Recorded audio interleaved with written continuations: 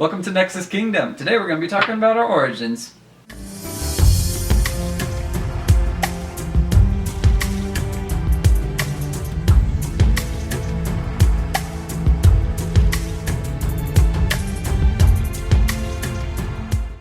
Now, like I said before, we're going to be talking about a little bit of our origins and also some of our very origin stories.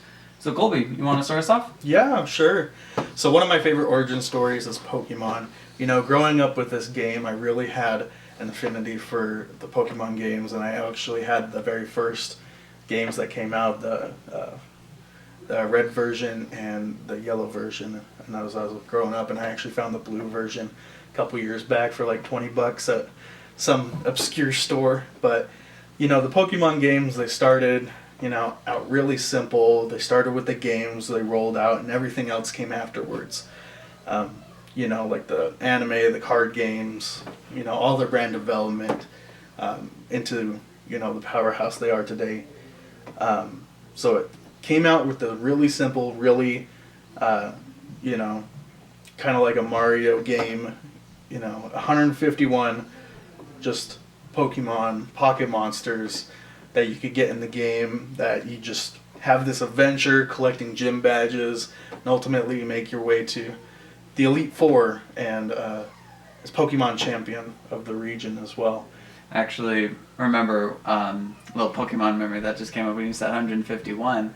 I remember I used to have this bath towel with all 151 Pokemon on it, so like I would use it to place on the floor after I got out of the shower, and I would always notice when I got out, it's like I would see like all the Pokemon like I grew up like either playing or collecting like the cards or anything like that. Like there was like Pikachu, and my favorites were of course Charizard, and like he was probably a favorite of all most little boys. So he is a fan favorite, definitely, and that's just how memorable these little characters are. Mm-hmm. This video game that has amassed into a huge franchise on the Switch and on the handheld systems of Nintendo. Oh yeah. And it's just blown up. It's really amazing. Definitely, yeah. Like it's insane how small Pokemon started, and it is just massive now with like multiple movies and with the huge success of Detective Pikachu. Oh, yeah. Like they're probably gonna make a sequel. I do not doubt that at all. Yeah, they're in the works to making a Detective Pikachu 2, the game, not the movie yet. So Nice.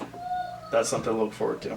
Awesome. So some of the things that I actually wanted to talk about was, Kung Fu Panda. It's one of my favorite movies to watch, and some of the things that just make it amazing as an origin story is the total expectation subversion, because you have this super fanboy, and I feel like with some origin stories, you can tell it's like, yeah, they're going to be the hero of the story because it's like, look how long they've been training and all that stuff.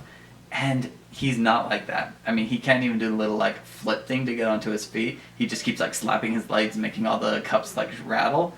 And he's just this total not expected hero. And that's why one of the reasons why I love this as an origin story, because it's like, it's this very relatable thing being like, I'm not special, and yet this guy became amazing from nothing, basically. It's like every fanboy's dream to be roped into the thing that you're most obsessed with, right? I mean, he was obsessed with Kung Fu, and somehow he got into the world of Kung Fu, and it just, I think that's a lot of people's dreams is to, if I were to get a dream job with, the Pokemon Company one day, that would be pretty cool. You want to handle their finances? I could. Be like, whoa, they make a lot of money.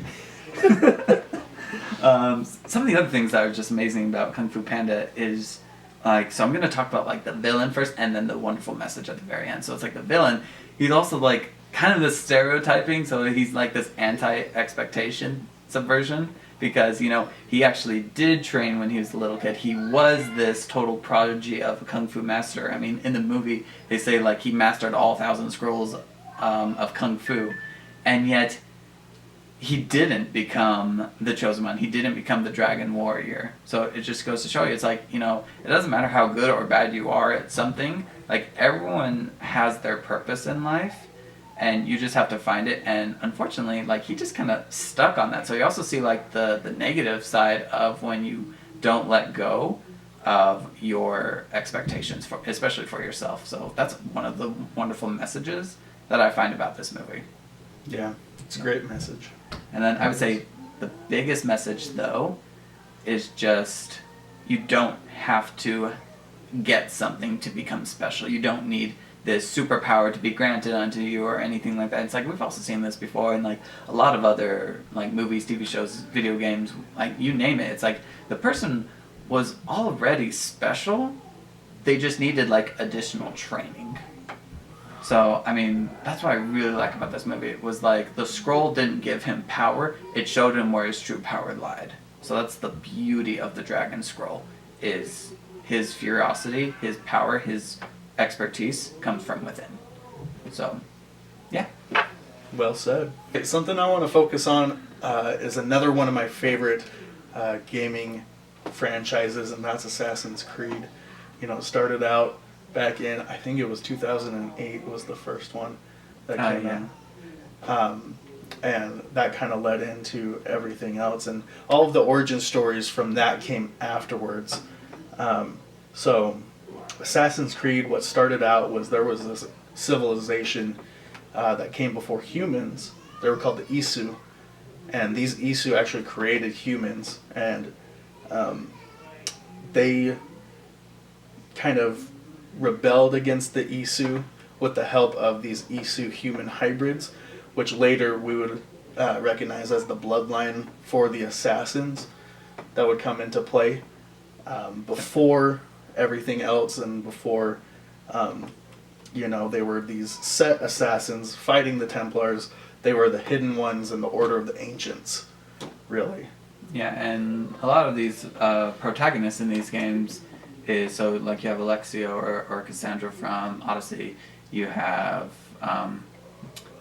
let's see, Bayek, and what, remind me her name? Aya. It's like you have like all these assassins, and their abilities come from their bloodline, correct? So it's like, their connection with their birds in the later games, but also their like sixth sense that they have around them that's in most of the games.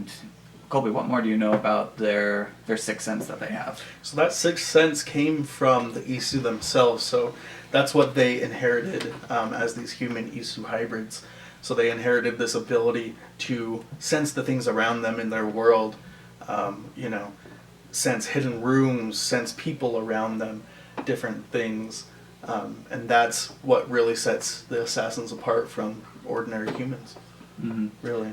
I know, and one of the things I really love about Assassin's Creed is it's not just the origin of the Isu or of the Assassin's Creed themselves, but it's also like our origin. It's the origin of civilization and all that stuff, because you can see all these modern wonders that are around the world, such as, the Great Pyramids, how it would have looked in its prime. You get to see London when it was just first starting out as this little backwater city that was building off of like Roman civilization ruins and all that stuff. And I believe Unity also had something really cool with Notre Dame, correct? Yeah, so a couple years back, Notre Dame actually burned, a lot of the inside burned down. And so Ubisoft, what they did is they gave away free copies of this game for people to go in and actually look at what a great job they did with recreating this cathedral.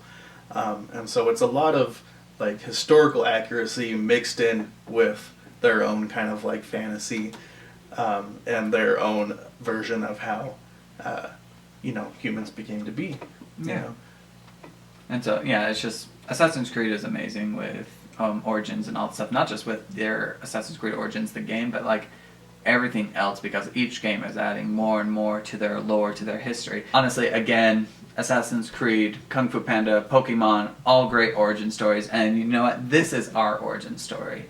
It's just two friends talking about this nexus of all these kingdoms coming together, and we honestly hope you stick around and witness us grow into a marvelous kingdom of our own. Yeah, stick around for us on Fridays where we release our gaming videos. We're going to record some Assassin's Creed, Valhalla, do some character creations, play some Rocket League, Super Smash Brothers, Mario Kart, all these different fun games. So stick around if you want something to see on Friday. All that's left to say is welcome to the kingdom. Yeah. See ya. See ya.